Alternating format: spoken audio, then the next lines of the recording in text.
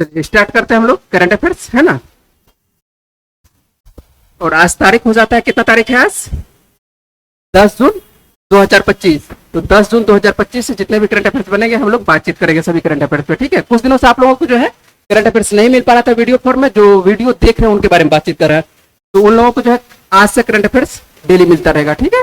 PDF जो है आप लोगों को टेलीग्राम चैनल पर मिल रहा है, और टेलीग्राम जितना भी पीडीएफ जितने दिनों का है सभी टेलीग्राम पर आपको डाला गया है, वहां से आप लोग डाउनलोड करके पढ़ सकते हैं, ठीक है। चलिए हम लोग आते हैं पहले क्वेश्चन से बातचीत करते हैं।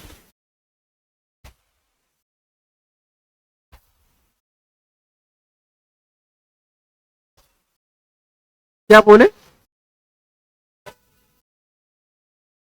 चलिए ठीक है, बोलिएगा इस बार आप, है ना, ध्यान दीजिएगा, बोलिएगा। चलिए देख लेते हैं। और पहला क्वेश्चन है, हाल ही में एक दिवस मनाया गया, कौन सा? विश्व नेत्रदान दिवस जो है प्रतिवर्ष कब मनाया जाता है? 10 जून, मतलब आज के ही दिन है एक दिवस मनाया जाता है, और वह दिवस का कौन सा नाम है? नेत्रदान, है ना। और आप लोग पढ़े होंगे, और आप लोगों से प्रश्न पूछता है, क्या पूछता है कि नेत्रदान में क्या दान किया जाता है, आंखों का कौन सा भाग दान किया जाता है? कौन सा दान किया जाता है? कॉर्निया को दान किया जाता है ना। तो इसीलिए जो है समाज में देख लेते हैं, तो ये जागरूकता बढ़ाने के लिए है विश्व नेत्रदान दिवस प्रतिवर्ष जो है कितनी तारीख को मनाया जाता है? आपको 10 जून को मनाया जाता है। यह दिवस जो है नेत्रदान के महत्व के बारे में व्यापक पैमाने पर देखते हैं, तो क्या कराया जाता है? आपको जागरूकता फैलाने के लिए, है ना। और जागरूकता जो फैलाया जाता है कब?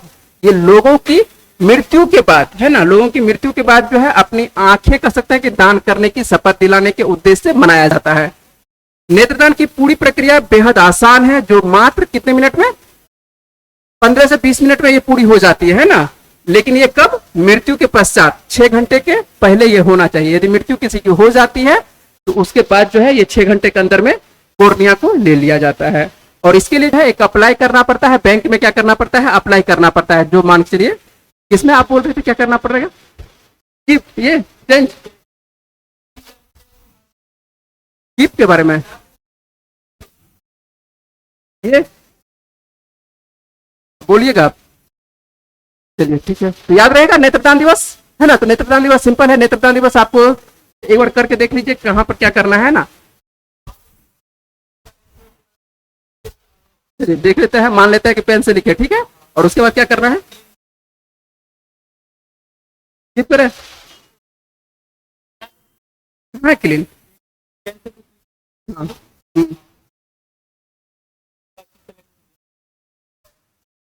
चलिए आगे बढ़े। चलिए देखिएगा, थोड़ा सा है आज नया बोर्ड है ना, दूसरा बोर्ड है आज। जो वीडियो देख रहे हैं वो लोग समझ रहे होंगे कि आज दूसरे पैनल पे है, तो इसलिए थोड़ा सा प्रॉब्लम क्रिएट हो रहा है ना। चलिए कोई बात नहीं है, 1-2 दिन में हो जाएगा, है ना। आते हैं हम लोग। और ये जो प्रश्न आपको दिखाई पड़ रहा है, ये प्रश्न आप लोगों के लिए बहुत ही महत्वपूर्ण है, आने वाले किसी भी परीक्षा के लिए। आप लोग अपना कॉपी में लिख लीजिएगा इसको। हाल ही में जो है फ्रेंच ओपन 2025 पुरुष एकल, यहां पर ध्यान रखिएगा, पुरुष एकल का खिताब किसके द्वारा जीता गया? तो किसके द्वारा? कार्लोस अल्कराज के द्वारा। और ये जो है आपको कार्लोस अल्कराज जो दिखाई पड़ रहा है, यहां से क्या क्या प्रश्न पूछता है वो आपको जल्दी से बताते हैं कि कार्लोस अल्कराज सबसे पहले किस देश के रहने वाले हैं। तो ये किस देश के रहने वाले खिलाड़ी हैं? तो स्पेन के रहने वाले। तो आपको तो ये जानकारी होनी चाहिए कि किस देश के रहने वाले हैं। और उसके द्वारा, इसके द्वारा मान चलिए 4 ग्रैंड स्लैम होता है, 4 ग्रैंड स्लैम में आपको दिखाई पड़ा अभी हाल ही में जो हुआ है, कौन सा? फ्रेंच ओपन हुआ है, फ्रेंच ओपन 2025। तो पुरुष एकल कौन जीता है? कार्लोस अल्कराज के द्वारा। और किसको पराजित करके? तो इटली के खिलाड़ी हैं जैनिक सिनर। तो जैनिक सिनर को पराजित करके अभी महत्वपूर्ण दिखाई पड़ता है आपको, 2 ही खिलाड़ी दिखाई पड़ता है, एक जैनिक सिनर दिखाई पड़ता है। जैनिक सिनर की यदि बात करते हैं तो आपको ऑस्ट्रेलियन ओपन का ये खिताब जीते हैं ना। ऑस्ट्रेलियन ओपन कौन जीते हैं? आपको जैनिक सिनर ही जीते हैं, और इन्हीं को पराजित करके फ्रेंच ओपन जीता जाता है। ये अभी जो बता रहे हैं आपको 2025 वाला बता रहे हैं। और कार्लोस के बारे में बता देते हैं आपको, ये मात्र 22 वर्ष के हैं, और ये फ्रेंच ओपन 2024 भी जीत चुके हैं। कब? फ्रेंच ओपन ही ये 2024 है। और विंबलडन का 2024, विंबलडन जो है आपको जस्ट 1 महीने के बाद जो है इसका भी आपको जब आ जाएगा 25 वाला तो वो आपको बताएंगे। और मुकाबला जो है इस कौन से कोर्ट पर खेला जाता है, ये भी आप लोगों से प्रश्न पूछा जाता है। तो ये कौन से कोर्ट पर खेला जाता है? फ्रेंच ओपन क्ले कोर्ट पर खेला जाता है, ठीक है। चले आगे बढ़े, क्लीन करें।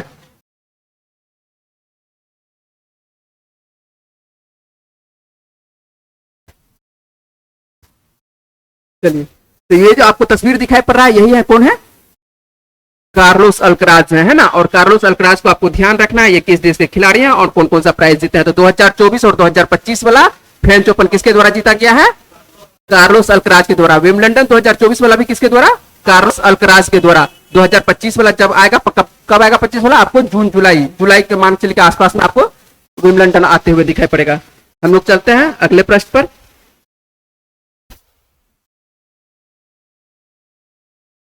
और अगला प्रश्न भी है यहीं से है, और ये प्रश्न क्या है? 2025 फ्रेंच ओपन महिला के बारे में बातचीत कर रहे हैं। इस बार किसके बारे में बातचीत कर रहे हैं? महिला के बारे में। ध्यान रखना है, महिला पुरुष सभी ध्यान रखना है। महिला कौन जीती है? ये कोको गॉफ जीती है। कौन जीती है? कोको गॉफ नाम है इनका। तो कोको गॉफ जीती है, और कोको गॉफ जो है किसको हरा करके जीतती है? ये आरियाना सवालेंका को हरा करके जीतती है 2025 का। और याद रखिएगा कोको गॉफ किस देश की खिलाड़ी है? ये कोको गॉफ आपको कहां की रहने वाली है? अमेरिका की रहने वाली है। कहां की? कोको गॉफ आपको अमेरिका की रहने वाली है। और क्या कहते हैं, ये आरियाना सवालेंका के बारे में जानते हैं? ये आपको बेलारूस की रहने वाली है। कहां की रहने वाली है? ये बेलारूस की रहने वाली है। ये आप लोग याद रखना है। और ये है 25 का, कौन सा है? फ्रेंच ओपन 2025 का। आप लोग अभी जो है वर्तमान में आपको रेलवे का एग्जाम हो रहा है, रेलवे के एग्जाम के लिए आपको 2024 वाला भी याद रखना है कि 2024 में कौन सा हुआ जीती है। तो 2024 में महिला वाला कौन जीती थी? इगा स्विटेक जीती थी। और इगा स्विटेक किस देश की रहने वाली है? पोलैंड की रहने वाली है ना। और ये जो आप तस्वीर देख रहे हैं यही आप इसे शुरुआती पेज पे आप देख चुके थे। ये कौन है? कोको गॉफ है। और कोको गॉफ किस देश की रहने वाली है? ये आपको यूएसए। कहां की? यूएसए की रहने वाली, अमेरिका की रहने वाली है ना। चलिए अगले प्रश्न पर चलते हैं। और वित्त आयोग आप लोग देखते होंगे कि इकोनॉमी, ये पॉलिटी में आप लोग देखते होंगे है ना। 16वें वित्त आयोग के अंशकालिक सदस्य के रूप में किसे नियुक्त किया गया? तो किसे नियुक्त किया गया है? ये टी रवि शंकर को नियुक्त किया गया। आपको सीधा याद रखना है कि 16वें वित्त आयोग के अंशकालिक सदस्य के रूप में किसको नियुक्त किया गया? टी रविशंकर को नियुक्त किया गया। और 16वें वित्त आयोग के वर्तमान में अध्यक्ष कौन है? कौन है आप लोग जल्दी से बताइएगा। 16वें के क्या चीज बोलिए? देखिए कोई बात नहीं, यदि नहीं याद है तो हम बताएंगे आपको। राष्ट्रपति भारतीय कह सकते हैं, राष्ट्रपति के द्वारा जो भारतीय रिजर्व बैंक के आरबीआई के जो deputy governor Shri T Ravishankar हुआ करते थे, इनको 16वें वित्त आयोग का क्या बना दिया गया? अंशकालिक सदस्य नियुक्त किया गया है ना। और इनका कार्यभार देखते हैं तो हम लोगों को दिखाई पड़ता है 31 अक्टूबर 2025 तक जो है रहने वाला है। लगभग उम्मीद है कि अब तक रहने वाला है। 16वें वित्त आयोग के जो आपको पूर्णकालिक सदस्यों में से दिखाई पड़ता है, कौन दिखाई पड़ता है? अजय नारायण झा। व्यक्तिगत कारणों से क्या कर देते हैं? त्याग पत्र दे देता है। और इन्हीं के स्वरूप में कह सकते हैं इनको नियुक्त किया गया। 16वें वित्त आयोग का जो गठन होता है कब होता है? कह सकते हैं कि 31 दिसंबर 2023 को किया गया था। और इसके अध्यक्ष, नीति आयोग के पूर्व उपाध्यक्ष कौन है? आपको अरविंद पनगटिया। इन्हीं के बारे में आप लोगों से पूछ रहे थे, ठीक है। तो 16वें वित्त आयोग के अध्यक्ष कौन है? कौन है आपको दिखाई पड़ेंगे। तो क्या है? पूर्व क्या है? ये किसके? नीति आयोग के, ठीक है। तो ये आपको दिखाई पड़ेंगे आपको 16वें वित्त आयोग के कह सकते हैं कि अध्यक्ष आपको कौन? अरविंद पनगटिया। जबकि 15वें कौन है? एनके सिंह आपको दिखाई पड़ेंगे, है ना। इनका कार्यकाल आपको कब तक? 2026 से लेकर 2031 तक रहने वाला है, ठीक है। अभी वर्तमान में एनके सिंह है।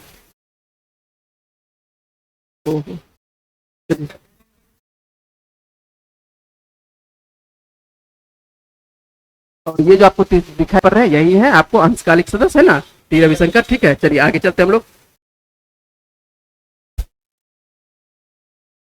नेक्स्ट क्वेश्चन देख लेते हैं, जल्दी जल्दी देख लेते हैं। आप लोगों को बायोलॉजी भी पढ़ना है ना। हाल ही में क्या कहता है, किस ग्राम पंचायत ने राष्ट्रीय ई गवर्नेंस पुरस्कार 2025 में स्वर्ण पदक जीता है? तो किसके द्वारा जीता गया है? रोहिणी ग्राम पंचायत के द्वारा। ये जो आपको रोहिणी ग्राम पंचायत दिखाई पड़ता है, ये इतना याद रखिएगा कि किस राज्य में दिखाई पड़ता है। तो ये किस राज्य में दिखाई पड़ता है? महाराष्ट्र के धुले जिले के सिरपुर तालुका में ये स्थित है। कहां पर स्थित है? ये महाराष्ट्र के धुले जिले के सिरपुर तालुका में स्थित है। तो आपको याद रखना है, सीधा याद रखना है कि मान चलिए कि आपको गोल्ड कह सकते हैं कि पदक जो जीता है किसके द्वारा? एक गवर्नेंस पुरस्कार में। कौन सा पंचायत के द्वारा? रोहिणी पुरुष, है ना। रोहिणी एक गांव का नाम है, तो रोहिणी ग्राम पंचायत जो कि महाराष्ट्र का एक गांव का नाम है ना। तो 100% यहाँ पर जो देखता है आदिवासी आबादी वाला यह गांव जो है अब प्रौद्योगिकी आधारित ग्रामीण शासन राष्ट्रीय मॉडल ये बन गया है। तो आपको याद रखना है, ये सब प्रश्न कभी कभी आपको देखने को मिल जाता है।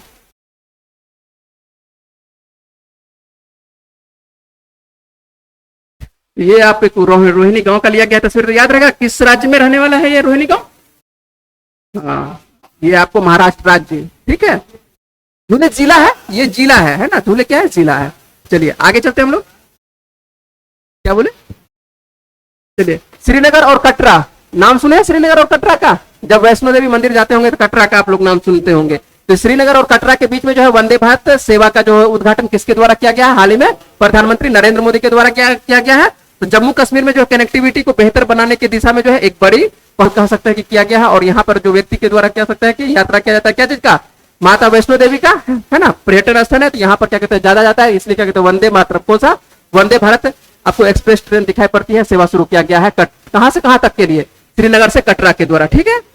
तो आप लोगों को ये ध्यान रखना है कि मान चलिए कि कहाँ से स्टार्ट किया गया और किसके द्वारा उद्घाटन किया गया है। ये तस्वीर से आपको समझ में आ रहा होगा कि प्रधानमंत्री नरेंद्र मोदी के द्वारा कौन से ट्रेन का? वंदे भारत का। अभी तो वंदे भारत ही चल रहा है, जहां चल रहा है वंदे भारत चल रहा है ना, और कोई दूसरा ट्रेन दिखाई भी नहीं पड़ रहा है। चलते हैं हम लोग नेक्स्ट क्वेश्चन पर बात करते हैं जल्दी से। किस भारतीय को AX4 है ना मिशन में जो है पायलट के रूप में शामिल किया गया है? तो किसको? शुभांशु शुक्ला को। किसको नियुक्त किया गया है? शुभांशु शुक्ला को। और ये जो आपको दिखाई पड़ता है अमेरिकी अंतरिक्ष एजेंसी, क्या नाम है उनका? नासा। नासा की घोषणा क्या है कि भारतीय अंतरिक्ष एजेंसी, और भारतीय अंतरिक्ष एजेंसी का क्या नाम है? इसरो, ठीक है। इसके साथ मिलकर क्या किया जाएगा? एक ऐतिहासिक निजी अंतरिक्ष मिशन को लॉन्च करने जा रही है ना।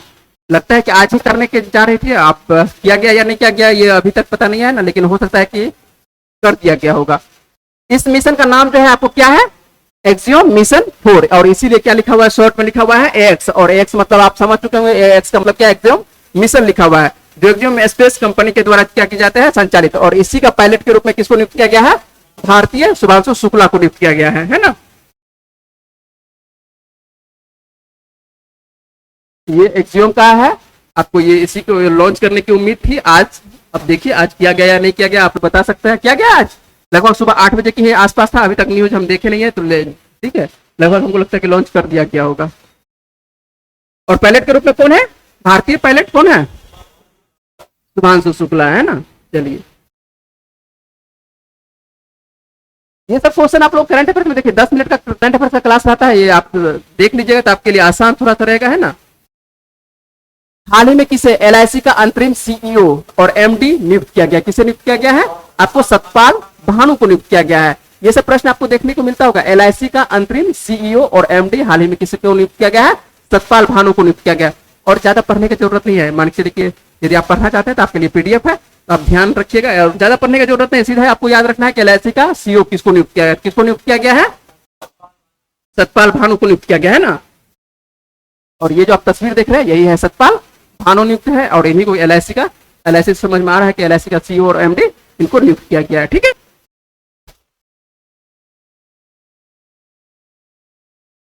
चलते हैं अगले प्रश्न पर बात करते हैं। और अगला प्रश्न क्या है हम लोगों का? हाल ही में किसे मातृभूमि साहित्य पुरस्कार से सम्मानित किया गया है? हाल ही में मातृभूमि साहित्य पुरस्कार से किसे सम्मानित किया गया है? सारा जोसेफ को सम्मानित किया गया है। ये जो है क्या है? लेखिका है। आपको लेखिका सारा जोसेफ जो है 2024 के मातृभूमि साहित्य पुरस्कार से इसको जो है सम्मानित किया गया है। और यहाँ पर जो कह सकते हैं कि एक कार्यक्रम आयोजित किया गया है, और उस कार्यक्रम में जो ज्ञानपीठ के कुछ कुछ पुरस्कार विजेता है ना, तो वो सब इसमें शामिल हुआ करते थे। और खास करके देखते हैं तो प्रतिभारे के द्वारा ही इनको प्रदान किया गया, क्या पुरस्कार प्रदान किया गया? किसको? सारा जोसेफ को। और इस पुरस्कार में जो कितना लाख दिया जाता है? 3 लाख रुपए नगद पुरस्कार दिया जाता है। और मान के चलिए कि आपको प्रशस्ति दिया जाता है, राशि दिया जाता है, एक प्रशस्ति पत्र दिया जाता है, और MV देवन की एक मूर्ति दी जाती है। चलिए याद रखते हैं, हम लोग आगे चलते हैं, याद रहेगा ना। और इसमें बताइए सारा जोसेफ कौन है? कौन है सारा जोसेफ? हाँ, ये जो आपको तस्वीर दिखाई पड़ रहा है ये कौन है? ये सारा जोसेफ है, और इन्हीं को ये पुरस्कार से सम्मानित किया जा रहा है, ठीक है, प्रतिभा रे के द्वारा। चलते हैं हम लोग आगे।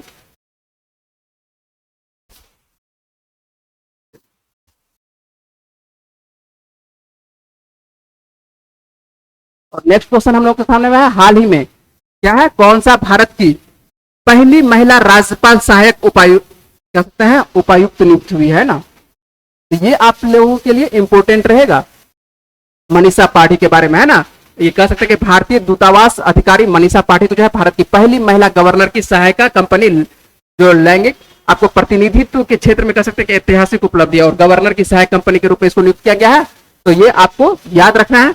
उपायुक्त किसको नियुक्त किया गया है? आपको पहली महिला राज्यपाल उपायुक्त नियुक्त किया गया है मनीषा पाठी के बारे में। तो जब भी आपको महिला संबंधित रहेगा, पहली महिला संबंधित रहेगा, वहां पर आपको ये प्रश्न आपको देखने को मिलेगा कि मनीषा पाठे, तो मनीषा पाठे के बारे में आपको ध्यान रखना है। क्या नियुक्त किया गया है मनीषा पाठे को?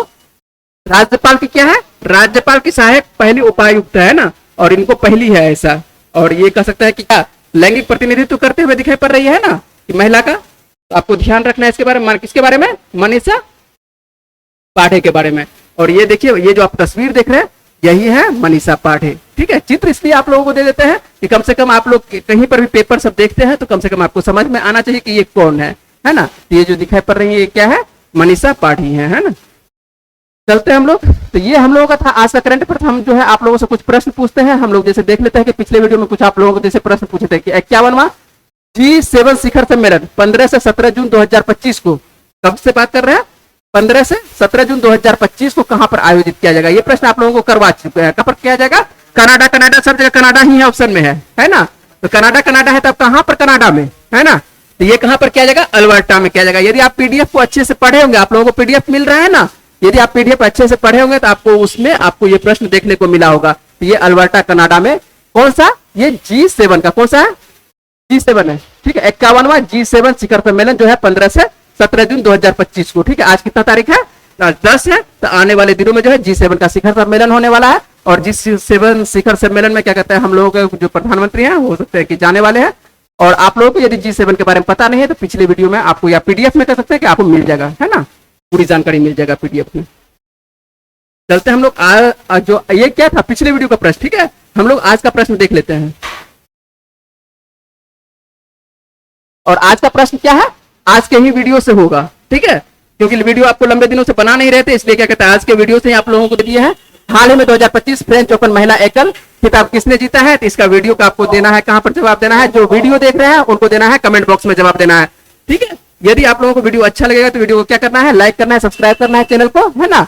और अपने दोस्तों के साथ क्या करना है? इस चैनल को शेयर करना है। मिलते हैं आप लोगों से अगले वीडियो में, तब तक के लिए नमस्कार।